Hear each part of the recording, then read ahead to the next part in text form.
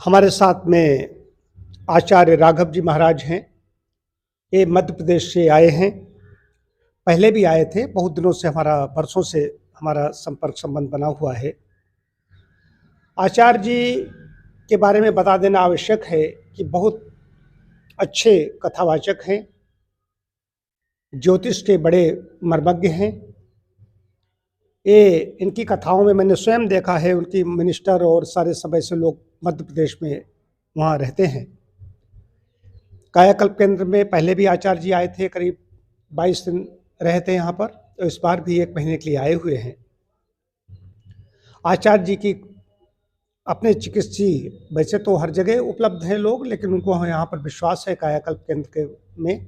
तो कायाकल्प केंद्र में ही आकर के अपने स्वास्थ्य लाभ के लिए, कुछ शरीर में डिटॉक्सिफिकेशन के लिए आचार्य जी समय समय पर यहाँ पर आते हैं, फिर यहाँ पर पधारे हैं। तो आचार्य जी कुछ बताएं कायाकल्प के बारे में। जी, जय श्री कृष्णा सब लोगों को। ये हरदोई की धरती धन्य है, जहाँ डॉक्टर राजेश मिश्र जी जैसे नेचुरोपैथी के जो चिकित्सक हैं, यहाँ आके हमको इतनी शांति मिली। पिछली बार जब हम आए थे तो 22 दिनों में तो हम रिकॉर्ड 12 किलो वजन कम करके गए थे यहाँ से। तो वैसे तो हम स्वस्थ ही हैं, वजन बढ़ने के कारण जो है और थोड़ी सी पेट की दिक्कत थी, तो हमने देखा कि हर जगह सर्च किया तो सबसे ज़्यादा मैं पढ़ता था कायाकल्प केंद्रम के बारे में। तो यहाँ जब पहली बार आया तो मुझे यहाँ आने पे ही बड़ी शांति महसूस हुई। तो चूँकि हम लोग आध्यात्मिक व्यक्ति हैं और ऑरा कुछ ऐसा है कि जहाँ जाते हैं तो वहाँ के वातावरण का सुगंध से ही पता चल जाता है कि यहाँ अच्छा महसूस हो रहा है कि खराब। तो यहाँ आने से ही मुझे शांति मिली बहुत, और बहुत अच्छा लगा, और ऐसा लगा कि यहाँ रहने लायक है।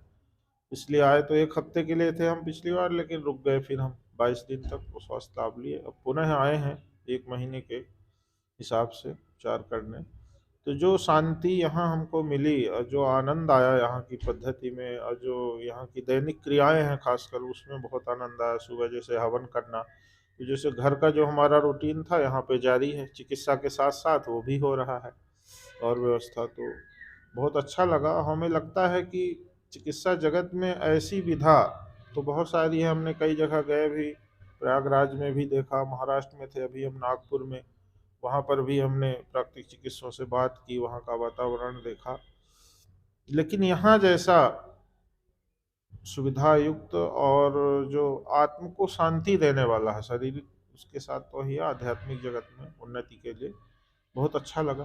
और भविष्य में भी हम चाहेंगे कि जैसे व्यक्ति की मोबाइल की बैटरी डिस्चार्ज हो जाती है तो व्यक्ति को चार्ज करना पड़ता है, वैसे हम हर वर्ष मनाते हैं कि 2 साल में तो नहीं, पर डॉक्टर साहब से यही प्रार्थना कि हमको जरूर समय दें।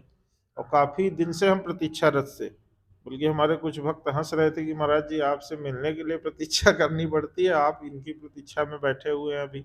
जनवरी से आते आते अब समय मिला, क्योंकि डॉक्टर साहब का स्वयं हवन का एक संकल्प चल रहा था। तो हमारे एक जो मित्र हैं उनसे मैं चर्चा करता हूँ, तो वो कहते हैं आप किसी ऋषि की चर्चा कर रहे हैं, किसी डॉक्टर की चर्चा कर रहे हैं। उनसे हमने बोला कि भाई देखिए 501वां हवन जब उनका पूर्ण हो जाएगा तब वो हमें समय देंगे। तो उनको भी बड़ा आश्चर्य लगा कि हम लोग दैनिक जो इस क्षेत्र से जुड़े लोग हैं संभवतः, अरे मैं तो खुद दैनिक हवन नहीं कर पाता, वो मेरी कमी है, मैं उसको, और डॉक्टर साहब के पास आते हैं तो मुझे कुछ संकोच लगता है कि जो कार्य मेरा है, क्योंकि हमारी तो जीविका भी उसी से जुड़ी है, उसी से संबंधित है, प्रसाद मैं भी वो आलस्यवश या प्रमादवश या प्रारब्धवश नहीं कर पाता, वो आप जीवन जीते हैं। और कल मैं कह रहा था डॉक्टर साहब की आनंद का जीवन तो आप ही जी रहे हैं। हम लोग इस क्षेत्र में, और जबकि हजार लोग हमारे पास इस उम्मीद में आते हैं कि इनके पास जाएंगे शांति मिलेगी, आनंद मिलेगी, और संभवतः उनको मिलती भी होगी, लेकिन वास्तविकता यह है कि अंदर से हम भी उतने आनंद में और शांति में नहीं। पर डॉक्टर साहब को देखते हैं हमेशा प्रसन्न चित्त किसी भी अवस्था में। हाँ, तो हम तो यहाँ के बानरों को देख के ही अशांत हो जाते हैं थोड़ी देर में, लेकिन आप उनके बीच में भी रहना। और हाँ, सबसे अच्छा अनुभव रहा हमारा हवन तो में है ही है। और हवन की जैसे ही पूर्णाहुति होती है वैसे डॉक्टर साहब के माथे पर सूर्यदेव बिल्कुल प्रकट हो जाते हैं, एकदम निश्चित टाइम पर सूर्य का दर्शन होते हैं। और वृक्ष कुटी का तो आनंद ही कुछ और है। मुझे लगता है आज तक मैं बड़े से बड़े सुविधा युक्त धनपतियों के यहाँ भी रुका हूँ, उनके रूम, उनके रहने की व्यवस्था में, लेकिन ये मैं दावे से कह सकता हूँ कि जो आनंद मुझे वृक्ष कुटी में 2 मिनट के बैठने पर आया, वो आनंद आज तक मुझे नहीं, उसको मैं शब्दों में बयान नहीं कर सकता।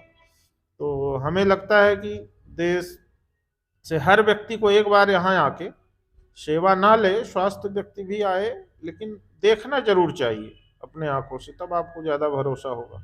अब मैं तो, मेरे पास शब्द नहीं डॉक्टर साहब के लिए, जो इनकी दैनिक चर्या है, दिनचर्या है उस पर, और यहाँ से जाने के बाद बहुत दिन तक हमारे जीवन में भी उसका प्रभाव रहता है। हाँ, स्थायी नहीं रह पाता, इसलिए प्रयास करते हैं कि हर वर्ष, 1 वर्ष तक रहता है, हर वर्ष हम आके यहाँ हफ्ते 10 दिन और फिर से चार्ज हो जाएंगे, तो बैटरी चार्ज रहेगी, कभी डिस्चार्ज नहीं होगी। बस यही है, और हमारी शुभकामना और भगवान से भी प्रार्थना, डॉक्टर साहब को शतायु हो, हमारे यहाँ 120 वर्ष की आयु मानी गई है धर्मशास्त्रों के अनुसार, और उतनी आयु को प्राप्त करें और ज़्यादा से ज़्यादा लोगों को लाभ मिले।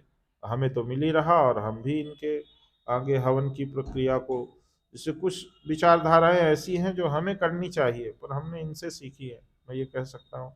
जैसे डॉक्टर साहब, जहाँ पे हवन नहीं होता वहाँ आप जल भी ग्रहण नहीं करते, हम संभवतः वो नहीं कर पाते, पर प्रयास करते हैं कि जहाँ जिसके यहाँ गाय हो, तुलसी का वृक्ष हो, उसी के यहाँ भोजन लें या ग्रहण करें।